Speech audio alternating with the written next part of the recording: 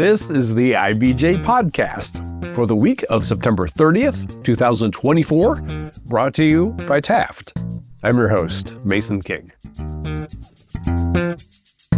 Welcome back to the podcast, everybody.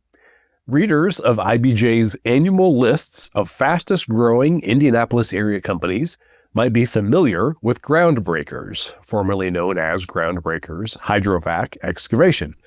Between 2020 and 2022, its annual revenue grew 154% to $13.9 million in that third year. Between 2021 and 2023, its annual revenue grew 143% to nearly $19 million in that third year, which was good for 10th place on our most recent list. All of that growth came under President Andrea Sloan, who was recruited in 2018 to become the chief executive and to buy the firm. She acquired it in chunks and became the outright owner in 2021. So, who is this genius? Andrea Sloan. Is she one of those management ringers that private equity firms hire to take over companies? No. Did she have a resume full of experience in the construction and utility services fields? No. Did she at least have an MBA? No. Andrea Sloan's rise is a testament to many of the less traditional paths to business leadership we've discussed over the years on the podcast, as well as some of the less measurable philosophies of career management. Sloan is a veteran of the U.S. Army Reserves, an entrepreneur, and a jack of all trades with significant experience in a wide variety of fields. She also is a proponent of the fake it till you make it philosophy, enthusiastic networking, and always saying yes to opportunities. As our guest on this week's episode of the IBJ podcast, Sloan discusses growing up on the east side of Indianapolis and attending Scecina Memorial High School. She shares what she learned from the reserves, co-founding a company, and taking a side trip into state government. She extols the virtues of taking chances, finding mentors, and hiring other veterans. And she recalls what she calls her pretty woman moment, when the banks that declined to loan GroundBreakers money started seeking out her business. Here's our conversation.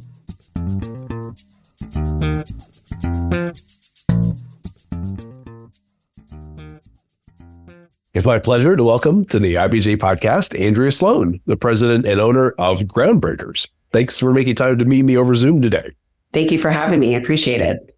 There are a few reasons why listeners might already be familiar with Andrea. She was a member of IBJ's 40 Under 40 class of 2022. GroundBreakers has appeared on the last two editions of IBJ's list of fastest growing companies in the Indianapolis area. And you are an Indianapolis native who grew up on the east side and graduated from Scecina Memorial High School. Is that correct? That is correct. Go Crusaders. Is that what they are? That must be Go Crusaders. So can you tell me specifically where you grew up? I grew up on the Indianapolis east side. I grew up right around 38th and Arlington is the major cross streets that most people will be familiar with. And same house all 18 years. Whoa. Until I packed my bags and went off to boot camp. Have you been to the Steer-In? I have. Okay. Like many times? I wouldn't say many, but I have a handful of times, yes. The only reason I bring it up is because when I go have lunch there on occasion, I see a lot of Scecina stuff and I feel dumb because I don't know very much about Scecina. Well, good thing you have me on here today. I do. Well, tell me, what kind of student were you in high school? Oh, wow. Okay. Let's see, the version I tell my children or the true version? I would like to know the difference. I loved Scecina very much. It was a small school, which I appreciated. Everybody knew everybody, and that was a great thing. I participated on newspaper and yearbook. I was not in athletics. It's one of my many disappointments that I never got into. So I'm about 5'7.5", so everybody wanted me to be in basketball, but yeah, my children still make fun of me on how I shoot a basketball, but Of course, they got into it.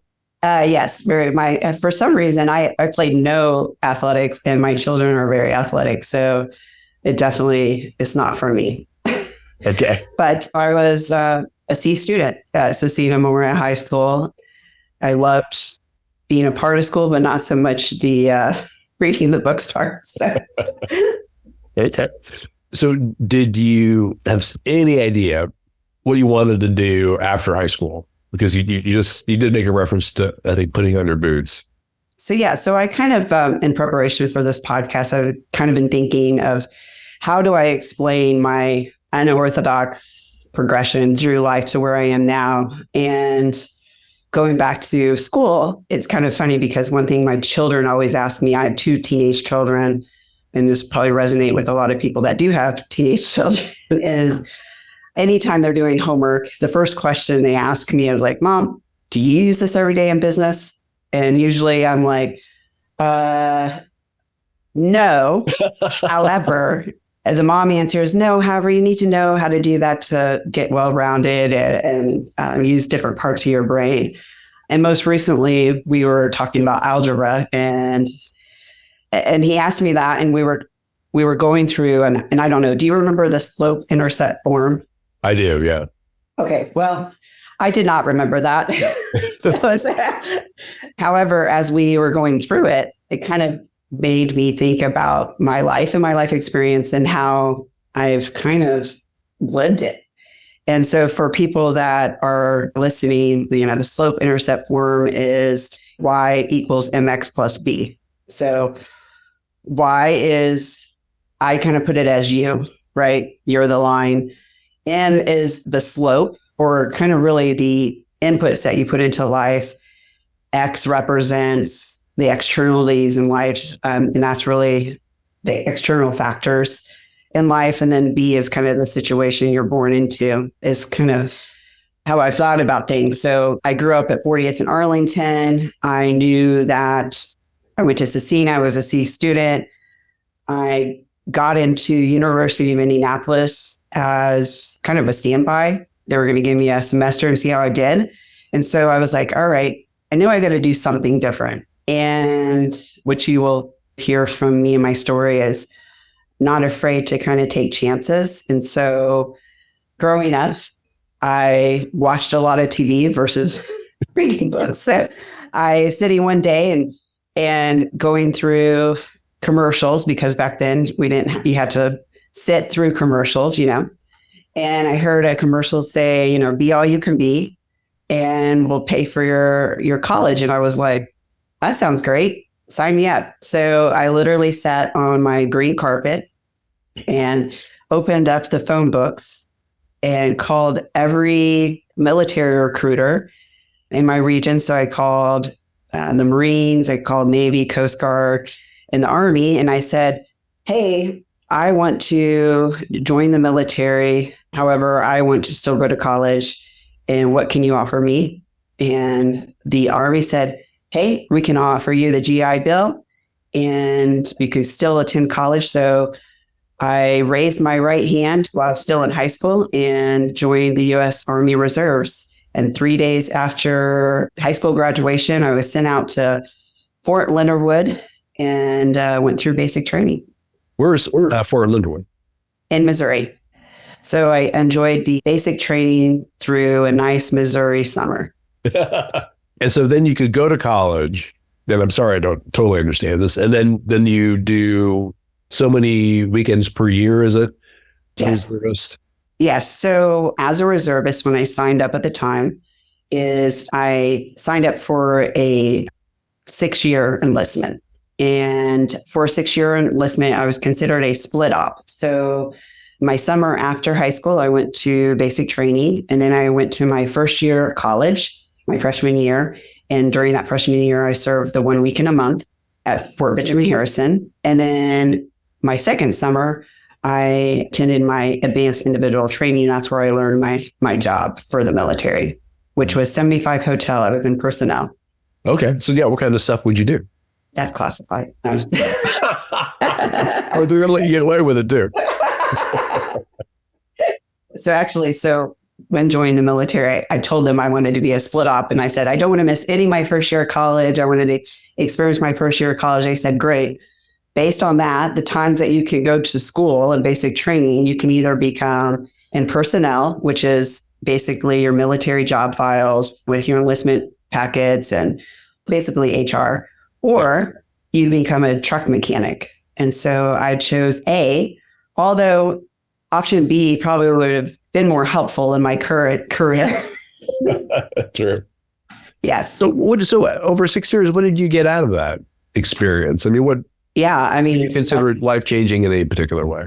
I will tell you this. When I got off the bus and there was a drill sergeant in my face, I remember thinking, wow, you did it this time, Andrea. You definitely messed up.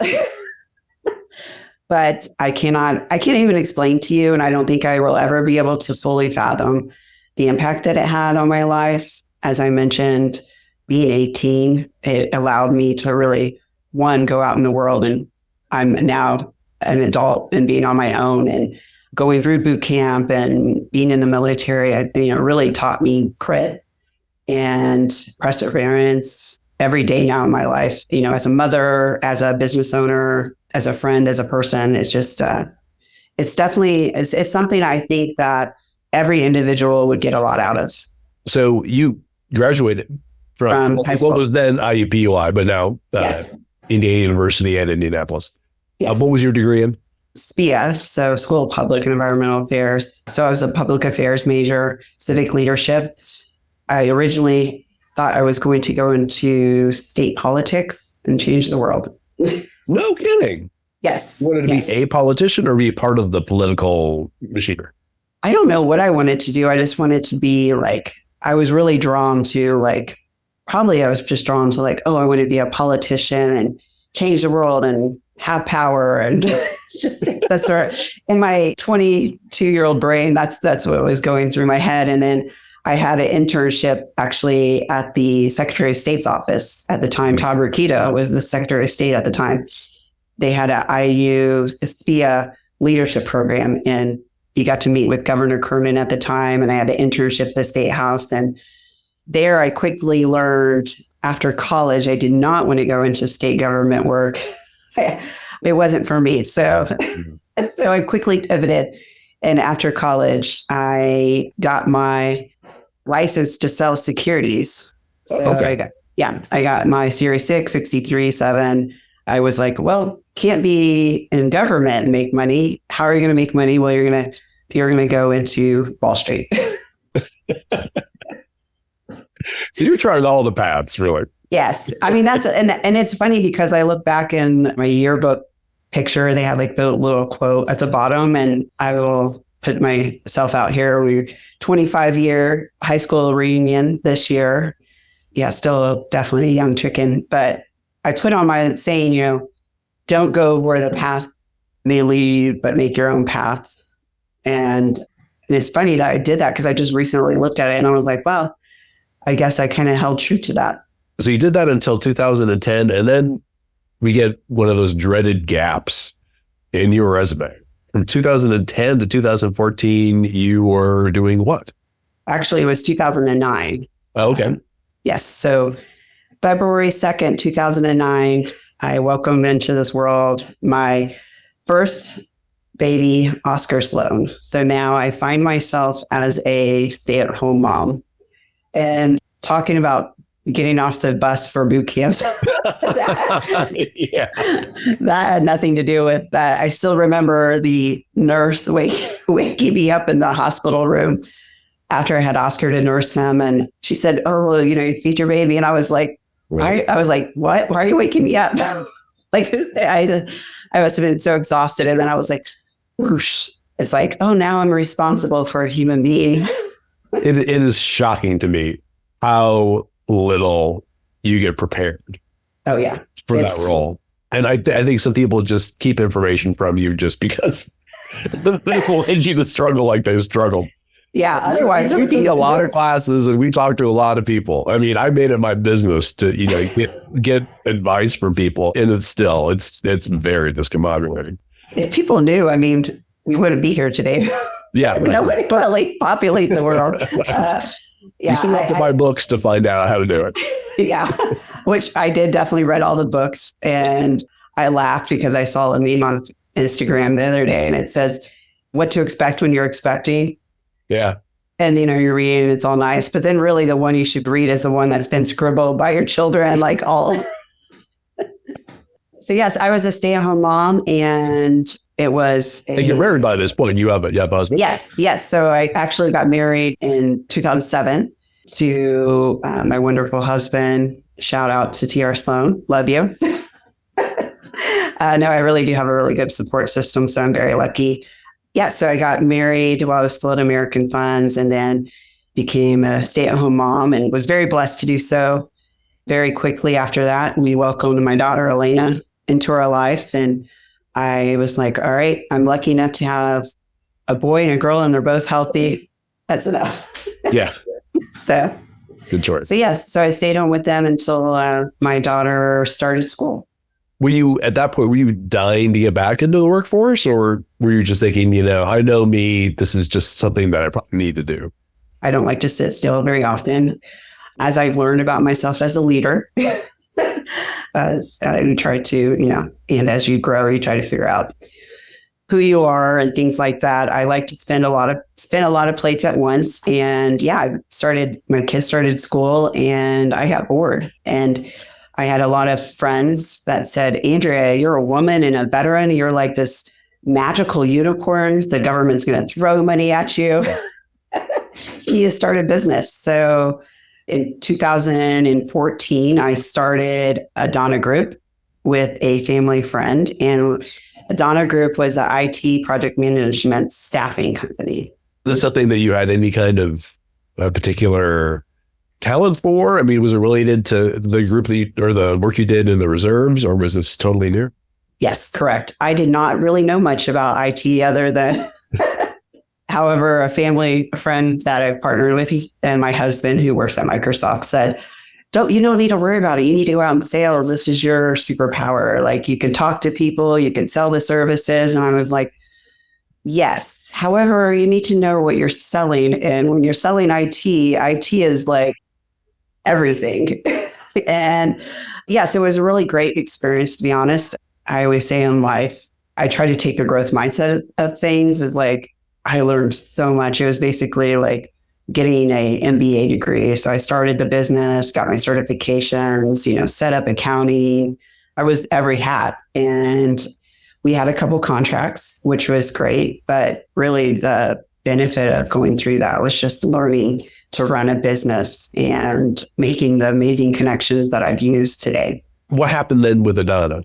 So I was working with Adana Group, and I was a part of a group called NAWBO, which is National Association of Women Business Owners, which is a great organization, just a collaborative space to work with each other because we're all kind of going through, the same things. And actually went to an event. It was called a Trailblazer event, and saw a woman there. You probably heard her, and if you haven't had her on your podcast, you definitely should. Allison Barber.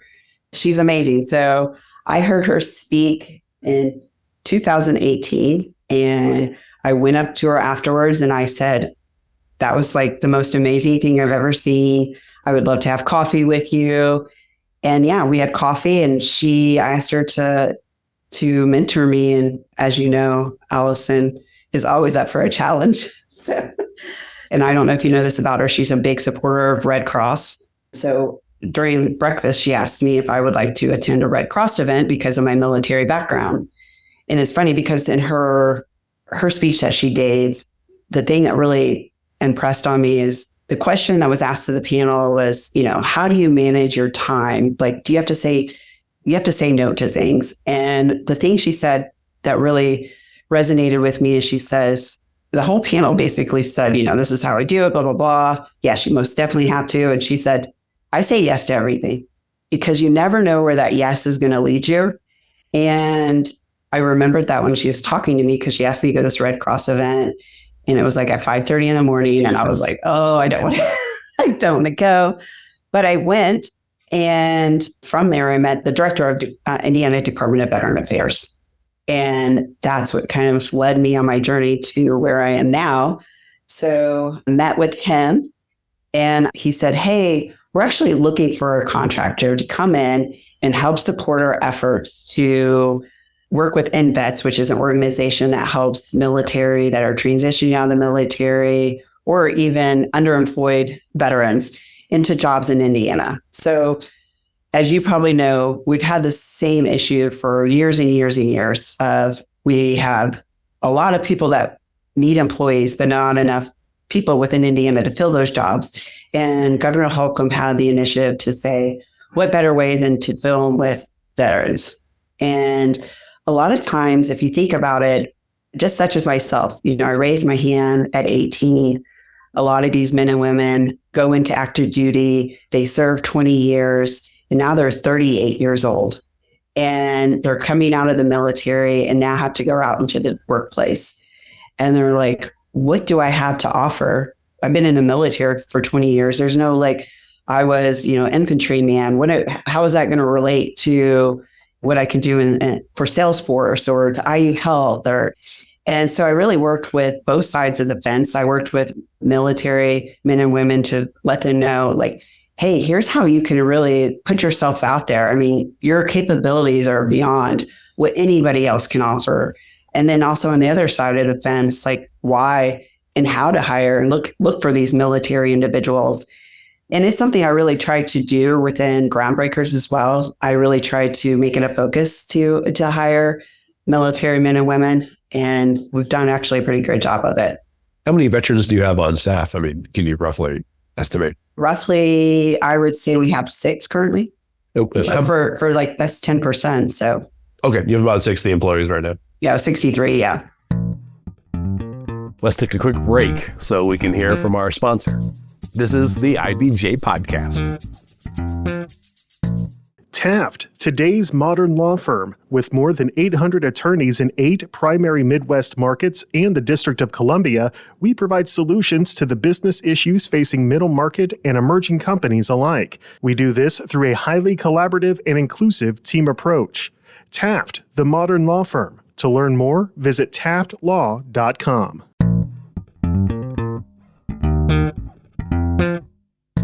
All right, we're back with this week's edition of the IBJ Podcast and my conversation with Andrea Sloan, president and owner of GroundBreakers.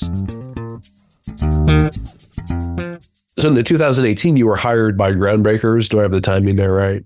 Yes. So I was working at the Department of Veteran Affairs, and I worked in all industries where I worked in, like I said, healthcare. I worked in IT, but also construction. And so I worked with Indiana Construction Roundtable and why you should hire veterans into construction jobs. And a lot of people don't know this. And I think we're changing as a society to let people know, you don't need to go out and get a 4-year degree. I mean, you can go in the trades and make a very nice living. And a lot of people are surprised we are a union shop. I mean, union wages are really good, provide very good benefits, pensions. So I was working there.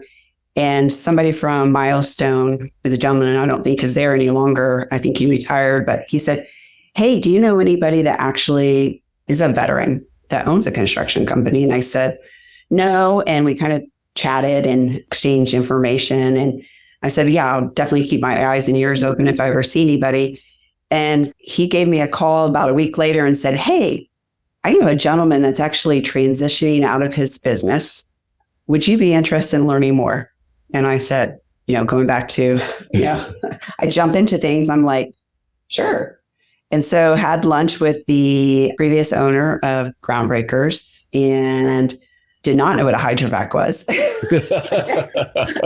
but did my due diligence. And he said, I would love for you to come in as the president of GroundBreakers. So I started in the fall of 2018. And a year later, I became 51% owner of GroundBreakers. And then in April 2021, I became 100% owner. Okay. That's amazing. Tell us what GroundBreakers does, or at least did when you became president.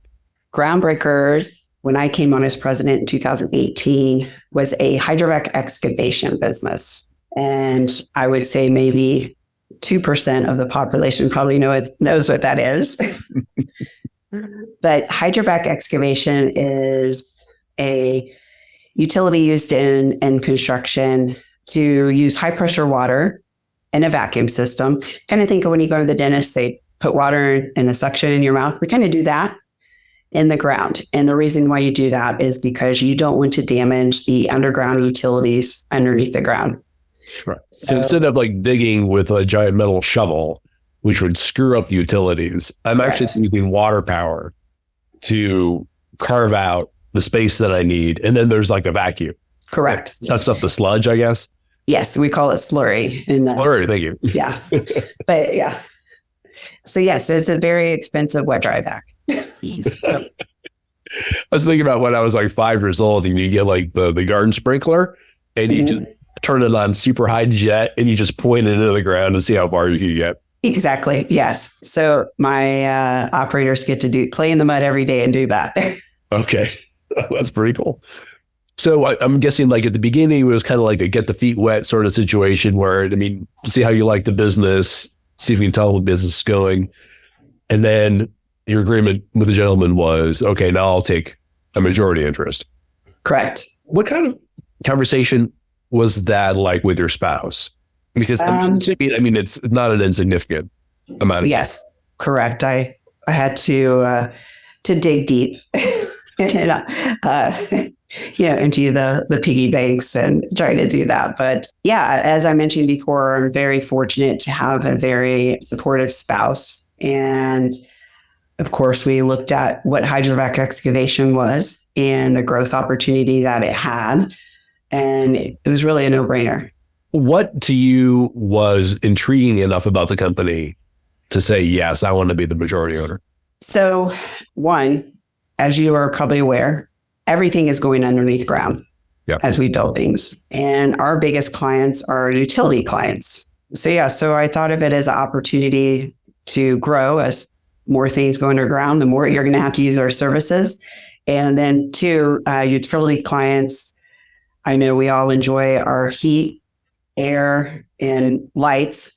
So whether there's a recession or not, that's going to keep going. So I felt like it was a recession-proof business. At that time, how many employees did you have? When I started at GroundBreakers, we had 9 trucks. So we had 20 employees at the time, 20 employees at the time. So we started with 9 trucks. And that's another thing that really intrigued me about the business. It really had a really good base already started. So I had a really good client. One of our largest clients is AES. And that's really kind of how GroundBreakers started, with a partnership with them. And that continues today. And we also have continued partnership with Duke Energy, Citizens Energy Group, which have all been instrumental in the growth that we've had. I'm guessing also, just from what I've read in your previous appearances in IBJ, that you saw opportunities to modernize the company. I think you described it at the beginning as like, you call it a pen and paper company. Yes. What did that mean? Do you remember, and I can't think of the exact what these are called, but when you have back in the day when you would write and you'd have the white copy, the pink copy, and the yellow copy? Like carbons, yeah. Carbon, yes, carbon copy, yes. So all of our job tickets were on carbon copy. So I always joke with my operations manager in that he used to go through the carbon copy tickets. And at the end of the month, we would use a calculator and calculate how much our revenue was. And he would somebody would talk to him in the middle of it. He was like, "Oh, you messed me up. I got to keep going. I got to start over." So I have introduced technology into GroundBreakers, and it's been a game changer for us. We are continuously looking at ways to increase productivity. It's exciting how much IT can really help with the productivity of your business. And we're always looking to grow and use new technology to do so. So when you came on board in 2018, and I guess it was pretty clear to the employees, the 20 employees at the time, like this very well could be the new owner. It sounds like it was a new experience for you to have to stand up in front of 20 people and say, "I've never been a president of a company before. And I don't know anything about your business." Yes. Well, maybe you did. I mean, I mean, did you feel comfortable? No. I was like, here, I'm the leader now. No, I was shaking in my boots. Have you heard the saying, "Fake it till you make it"? Yeah, I hear that a lot. Yeah. That's my tagline. Yeah. I mean, I still remember the day we gathered all the employees and introduced who I was and what I wanted, my plans for the business and my promise to them. And my voice was a little shaky that day, for sure. But it's kind of the one thing that I think was very unintentional at the time, but is very much added to the success of Groundbreakers is I really went all in on culture, and I implemented Christmas parties and company picnics and learning everybody's names and talking to their families and, learning their wives' names and really being a part of them. And that's the biggest thing that you probably, I feel confident to say, if you walked into my office today and you ask any individual if they feel appreciated at Groundbreakers, they would say yes. Listeners of the podcast know I am notoriously suspicious of the word culture, because sometimes I feel like the employees are making it our own culture. I mean, being able to change it, I think is, to me, is suspect. But I would assume that at a 20 employee company, that actually that's doable. It is. It is very much doable. I mean, again, when I walked into this office, and by the way, my nickname in basic training was Private Princess. So I am a girly girl. So I'm walking into this construction office with union operators, union laborers, and saying, I'm now going to be the president of Groundbreakers, and we're going to lead you into the future. And to say that it was easy definitely was not. But yes, 20 people does make it a little more manageable. And I will probably say that's probably the biggest struggle that I have today, September 26, 2024, as we grow, to really be able to feel like I can keep that momentum going as we grow. As I mentioned, we're 63 today. And next 3 years, I hope to be 120, double my workforce. And I just remember, working my 9-to-5 job. And that's kind of what I said when I came in. Is like, I mean, we spend more time at work than we do at home, to be honest. And I wanted to make it a fun place, one, because I like to work in a fun environment. And two, like I said, I wanted people to feel like appreciated. And old saying, you take care of people and people to take care of you is definitely true. And I can't say I wouldn't be here today if it wasn't for the people at my company. Was there anything that you took from your experience in the Army that you took to Groundbreakers that you felt like you could use? Or were you really just kind of making it up as you went? I mean, of course, your experiences always play into, how you do things. But like I mentioned to you earlier, we are all learning as we go along. And I'm trying to pull as much experience and mentorship from other people and, reading the books of what to expect when you're writing a business. Maybe I'll write that one. I haven't seen that one out yet. I know. But yeah, I think all life experiences have really played into what I've tried to drive into Groundbreakers. But I think the biggest thing as a military veteran is we're a gritty company. We started off small and you have to have a little grit to grow. And so, and integrity as well. I always try to be honest with my employees and treat them with respect and expect the same thing from them. So what was the growth strategy once you kind of figured out how everything works? It seems like kind of an easy-ish business. And that, I mean, you have these big assets, these big trucks, you have these employees that perform services, and then you grow by adding trucks and people. Is it that easy? Yeah, I mean, easy peasy, lemon squeezy. Like, as you mentioned, we have these trucks. So there's your first stopping point. The trucks cost anywhere from $600,000 to $650,000 a truck. Neat. So to say that banks were knocking down my door to give me capital, I hope you heard that sarcasm in my voice. Yes. And actually, that's one of the things I said in my recent Fastest 25 article is probably one of my most proudest moments right now is I do have banks knocking down my door trying to get my business. And I mentioned in my interview, I said, I feel like it's a pretty woman moment because I want to say, wait, you remember a couple of years ago when you were like, we need you to get a little more seasoned is the word bankers like to use. Yeah. Yeah. So now I'm walking around with my bags in hand and saying, big mistake. So, but you did eventually have to get that capital. How did you persuade lenders that, this was worth giving you money for? Hired the right people. So I surrounded myself with smart people. I had an amazing CFO that came in pretty early and helped put some packages together. And we worked on 3-year planning and did a lot of begging. And, I had to find some interesting financing options, and we pulled it together and started growing some trucks. And then as banks saw, holy moly, like I said, we add trucks, the work will come. And now they're like, oh, we want to be a part of this. Yeah. That's great. How many trucks do you have now? I actually have 45 trucks. So I have 40 Hydrovac excavation trucks.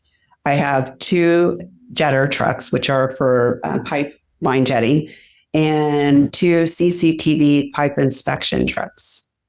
Wow. So you went from 9 and you multiplied that by about 5. Yeah. People ask how I sleep at night with my debt schedule, but you're doing the math quickly in your head. I can see the wheels turning. Yeah. Yeah. And how do you sleep at night? I'm learning to do box breathing. Okay. We have a great company that we've grown, and we keep them busy. So you were operating almost entirely in Indiana. And then it looks like at some point you said, for our growth plan needs to include other states now. How do you go about creating operations in other states? Last year, we knew that the Indiana market was pretty saturated in regards to hydrovac excavation. And obviously, I'm very growth minded, and I was looking at, okay, well, where can we go next to grow and expand the business? And we have good relationships with what I mentioned, AES. They have operations in Ohio as well as Duke. So we opened operations in Ohio earlier this year, and actually just moved into our office space a couple months ago. And yeah, so now we have 4 trucks rocking and rolling in Cincinnati, Ohio. Okay, so you're following the customer. I mean, you're using pre-existing relationships. Yes.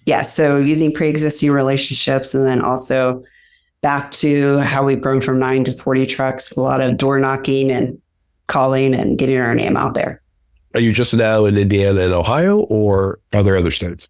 Correct. Currently, we only have physical locations in Indiana, Ohio. But as my director of operations will tell you, we will go as far as your money will take us. So we do operate in Kentucky, Illinois. We've done some work in Tennessee before, but typically our main focus is Indiana, Northern Kentucky, and Ohio. So you just drive there. Yeah, so exactly. So California, if you're listening, Kyle, I'll drive there and want me to. I'll do it. Yeah, I'll drive. Yeah, we are port to port. Just let you know. Okay. Yeah. Now, before we started talking, you mentioned branding. So you used to be, remind me of the name. It was GroundBreakers Hydrovac Services or Excavation. Hydrovac Services, Hydrovac Excavation Services. And then at some point, you thought we need to rebrand. Take me behind that decision. What did that mean? So we opened Ohio this year. And then also as a leader of the company, I was thinking, all right, well, how can we grow? We have a very good, solid base here and a lot of great customers. How can we kind of extend that, what we're offering service wise, and extend those services to our current client base? So this year we started offering jetting, CCTV pipe inspection, and as of this month, private locating as well. So we are rebranded as your complete utility management services company. Okay. Basically from A to B to C, like we can help you as your one-stop shop. And again, this is something I assume that you hear from your customers. It'd be really great if you could do CCTV work. And then your modus operandi is, sure. Yes. How close is your headquarters from where you grew up? I would say probably about 4 to 5 minute drive. Okay, is that just coincidence? my dad said, "You're like a bad penny to the east side. You just keep returning." So yeah, no, it was, believe it or not, Mason, a lot of neighborhoods don't want big, heavy equipment in their backyard. So I don't believe. Yeah, I don't believe. Yeah, they don't like that. How many aggregate companies have I seen in downtown Carmel? Yeah, so we are a little locked in on where we can be. And so, yeah, currently we lease a space right by 30th and Shabeland. But exciting news, we are growing and looking at building a new building on the southeast side of Indianapolis around Beech Grove area. Oh, wow. Okay. Yes. Interesting. So very excited about that. That will facilitate our growth that we're having, because right now it's funny, I moved into this location in 2021 and never thought we were going to fill it up. And now I have pretty much everybody sharing offices. We are busting at the seams so much, in fact, that I had to order a job trailer to be put in our yard to provide more storage and office space. Oh, wow. Yeah. Is it going to bum you out to leave the neighborhood that you grew up in? No, I'm definitely really excited about the opportunity for a building, but I think I will be sad. And I actually said this to everybody earlier this week. I was like, you guys are going to be sad when we're not all on top of each other. And it's funny because like our conference room, the air conditioning broke, and it's like, so we have meetings in there. It's like 200 degrees. And I was like, you guys are going to miss all this. Well, why don't we check in a little bit on that part of the expansion then? Yeah, for sure. Do you have a sense of the timeline of when you might be able to do that? Hoping that we will be in there by the end of next year. And you said you're going to build it yourself. It's a build suit. Yeah, so we're working with a developer and construction company that's helping us do that. And but we will be. Was that another trip to the bank? Oh, yeah. Yes, we're in the process of that right now. And I have a great partner. We work with Centier Bank and a great banking relationship with them. And so they've been very supportive of our growth and needs. Well, great. Well, let's check in a little bit. And if you hold true to form, we'll see you in the Fastest 25 next year. Yes, I hope so. I mean, I would probably say, I don't know if we'll be in it next year, but definitely we'll be in there the year after, because we're doing a lot of great things and we're growing. And yeah, excited for the endless possibilities of what's to come. Great. Well, thank you so much for taking the time to explain this. Yeah, appreciate it. Thank you for having me on. My thanks again to Andrea Sloan. And folks, before you get on with the rest of your week, there are a few stories in the latest print edition of IBJ I want to draw to your attention. First up, a pair of Hamilton County cities trying to cash in on their efforts in sports tourism are set to ask state lawmakers to change the rules that govern how and when cities can benefit from taxes generated by sports-related projects. Mickey Shuey explains what Noblesville and Westfield are seeking. Also in this week's issue, Susan Orr reports that Carmel-based Max Minds LLC, a software firm launched in 2019 by serial tech entrepreneur Brandon Fishers, is embroiled in a multi-million-dollar legal battle over the company's core product, an online meeting platform called Aleo.